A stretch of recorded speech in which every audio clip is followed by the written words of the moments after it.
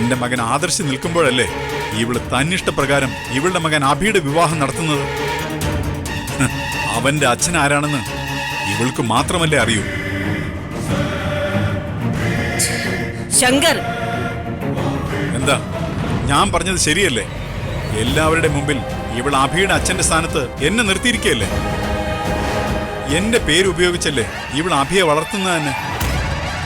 എന്റെ 2 മക്കൾക്കൊപ്പം വളരുന്നതുകൊണ്ട് മറ്റുള്ളവരുടെ മുന്നിൽ നാണം കിടാതിരിക്കാൻ എന്റെ രക്തത്തിൽ പിറക്കാത്ത അഭിയുടെ പിതൃത്വം ഞാൻ ഏറ്റെടുത്തു എന്ന് മാത്രം. എന്റെ ആ മഹാമനസ്കതയെ ഇവരും നിങ്ങളുമെല്ലാം പൂവിട്ട് പൂജിക്കണം. നിന്നോടാണ് സംസാരം നിർത്താൻ പറഞ്ഞത്.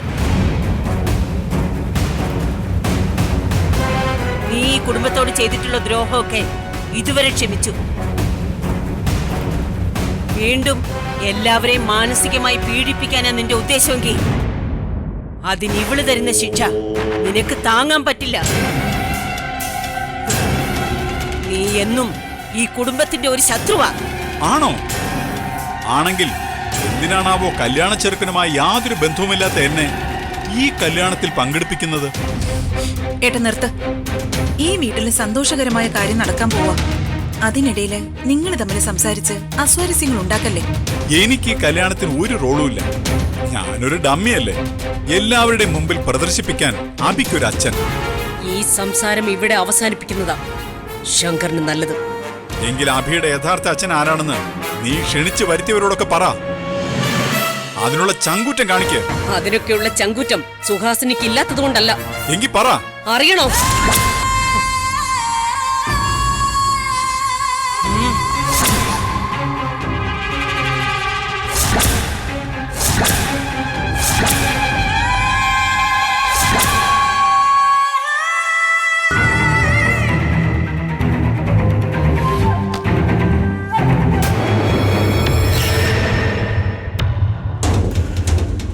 എന്താ എന്തുപറ്റി? അച്ഛനും അമ്മയ്ക്കിടയിൽ എന്തെങ്കിലും അഭിപ്രായ വ്യത്യാസമുണ്ടോ? എന്താ അഭിപ്രായ വ്യത്യാസം? അല്ല, അത് പതിവുള്ളതാണല്ലോ, അതുകൊണ്ട് ചോദിച്ചത്. എന്താ അമ്മേ?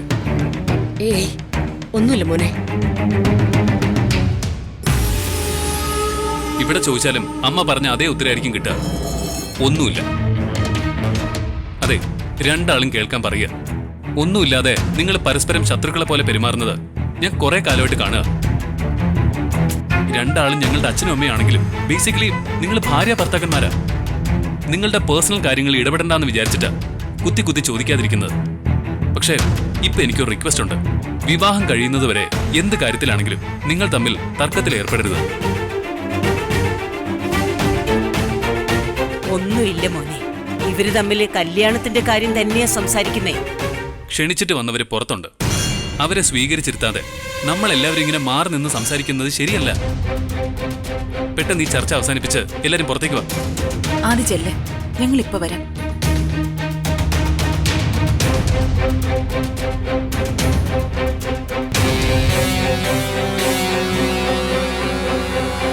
ഇന്നുവരെ എല്ലാ കാര്യങ്ങളും മക്കളിൽ നിന്ന് മറച്ചുവെച്ച് ഞാൻ നിങ്ങളെ രക്ഷിച്ചിട്ടുണ്ട്.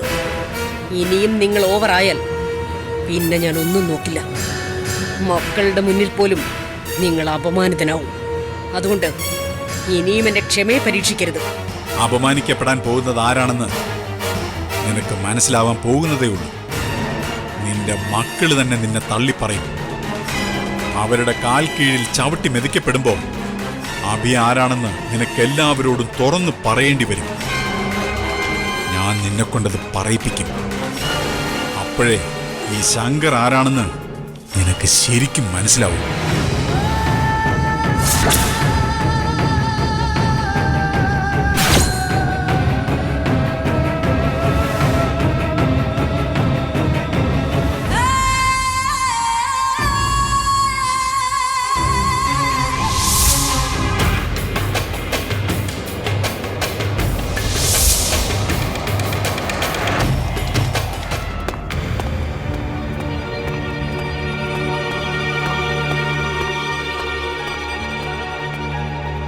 ആന്റി, എന്താ? അഭിയെ കണ്ടോ ആന്റി? അവൻ ഇവിടെ എവിടെയെങ്കിലും കാണും. ഞാൻ ഇവിടെയൊക്കെ നോക്കി അവനെ കാണുന്നില്ല. കല്യാണം എടുത്തപ്പോ അവനൊരു കിളിപ്പോയ അവസ്ഥയില. അവൻ കാരണം കുടുംബത്തിലെ എല്ലാവരുടെയും കിളി പോകാതിരുന്നാ മതിയായിരുന്നു.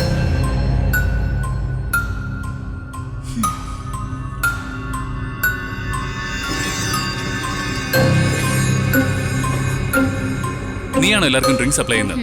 ഇവിടെ വേറെ ആരുമില്ലേ? ധാരാളം ആൾക്കാരുണ്ട്, പക്ഷെ ഗസ്റ്റിനെ ഒന്ന് വെൽക്കം ചെയ്യാൻ പോലും ആരുമില്ല. നീ അഭിയെ കണ്ടോ? ആ, ഞാൻ കണ്ടില്ല. അഭിയേട്ടനെ എവിടെയെങ്കിലും ഗിറ്റാറും വായിച്ചിരിപ്പുണ്ടാവും. അത് കുഴപ്പമില്ല, ആളെ താലി കെട്ടാൻ നേരത്തെ കിട്ടിയാൽ മതിയല്ലോ. പക്ഷെ അച്ഛൻ എങ്ങോട്ടോ വാനിഷ് ആവുന്നതെന്ന് ഒരു പിടിയില്ല. നീയേ അഭി എവിടാ നോക്ക്.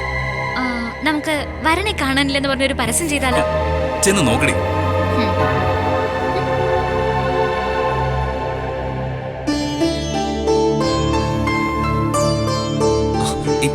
അമ്മേ, ദേ അഭിയേട്ടന് എന്തോ പ്രശ്നമുണ്ട്. വെളിച്ചത്തേക്ക് വരാതെ എല്ലാരിൽ നിന്നും ഒഴിഞ്ഞു മാറി നിൽക്കുക. ഇവൻ എവിടെയായിരുന്നു? വീടിന്റെ പിന്നിൽ ഒറ്റയ്ക്ക് പോയി നിൽക്കുകയായിരുന്നു. അബി, നിനക്ക് എന്താ പറ്റിയേ? ഏയ്, എനിക്കൊന്നുമില്ല ആന്റി. ഇവള് വെറുതെ ഓരോന്ന് പറയുന്നതാ. ഇപ്പൊ ഞാൻ പ്രതിയായോ?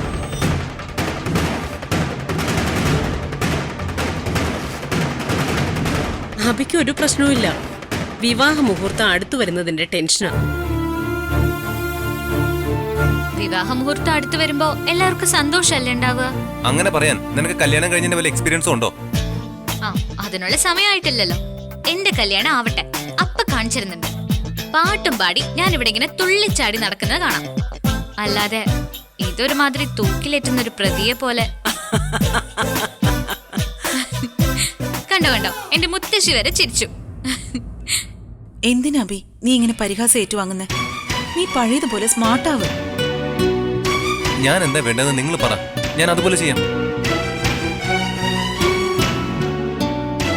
വരുന്നവരെല്ലാം അഭിയെ അച്ഛനെ അന്വേഷിക്കുന്നുണ്ട്.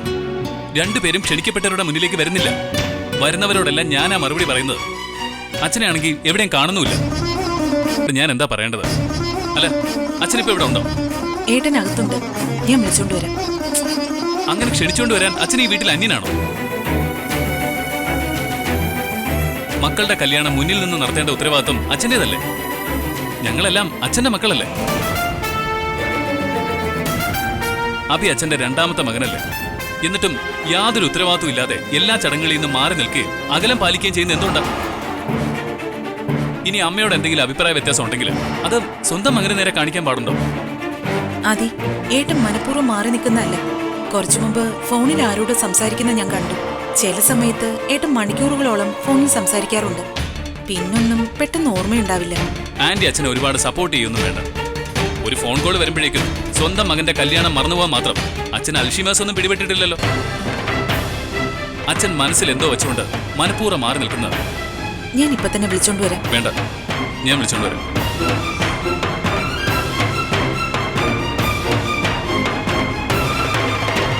സുഹാസിനി,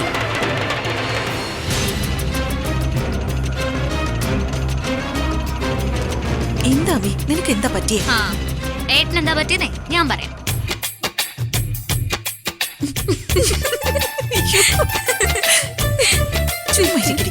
അച്ഛനെന്താ ഒന്നും പറയാത്തത്? നിന്നെ ഇപ്പൊ സുഹാസിനിയാണോ എന്റെ മുമ്പിലേക്ക് പറഞ്ഞു വിട്ടത്? ഒരാവശ്യത്തിനും മറ്റൊരു ദൂതനെ പറഞ്ഞേക്കുന്ന ശീലം അമ്മയ്ക്കില്ലല്ലോ. അവൾ എന്നെ വിളിക്കാൻ വരാത്തോണ്ട് ചോദിച്ചതാ. എന്താ നിങ്ങൾ തമ്മിലുള്ള പ്രശ്നം? നിങ്ങൾക്കിടയിൽ രഹസ്യമായി എന്തോ തർക്കം നടക്കുന്നുണ്ടെന്നറിയാം.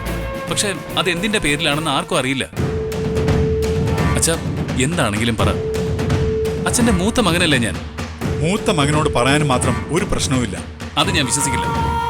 പറയാൻ താല്പര്യമില്ലെങ്കിൽ പറയണ്ട. പക്ഷെ എന്തുകൊണ്ട് അച്ഛൻ അഭിയുടെ കല്യാണത്തിൽ നിന്ന് മാറി നിൽക്കുന്നത്? അഭിയോട് എപ്പോഴും അച്ഛനൊരു ഇഷ്ടക്കുറവ് കാണിക്കാറുമുണ്ട്. അതില്ലെന്ന് പറയരുത്. അതുകൊണ്ട് തന്നെയാ അച്ഛൻ അവന്റെ കല്യാണത്തിൽ നിന്ന് മാറി നിൽക്കുന്നത്. പക്ഷെ എന്തൊക്കെ ദേഷ്യം ഉണ്ടെങ്കിലും അച്ഛൻ അവനോട് ദേഷ്യം കാണിക്കാനുള്ള സമയമല്ലത്. അച്ഛന്റെ അമ്മയുടെയും 3 മക്കളിൽ ഒരാളുടെ കല്യാണവും നടക്കുന്നത്. എന്തൊക്കെ അഭിപ്രായ വ്യത്യാസം ഉണ്ടെങ്കിലും ഈ ചടങ്ങ് മുന്നിൽ നിന്ന് നടത്തേണ്ടത് അച്ഛനാ. നമുക്ക് സ്വർണവും വസ്ത്രവും ആർഭാടവും ഒക്കെ കാശ് കൊടുത്ത് വാങ്ങാം. പക്ഷെ അച്ഛനെ വില കൊടുത്ത് വാങ്ങാൻ പറ്റില്ല. അതുകൊണ്ട് ഈ നിമിഷം മുതൽ എല്ലാറ്റിനും മുന്നിൽ അച്ഛൻ ഉണ്ടാവണം. വാ അച്ഛാ, അച്ഛൻ എന്റെ കൂടെ വാ. എന്തുണ്ടെങ്കിലും നമുക്ക് കല്യാണം കഴിഞ്ഞിട്ട് സംസാരിച്ച് പരിഹരിക്കാം. അച്ഛൻ വാ.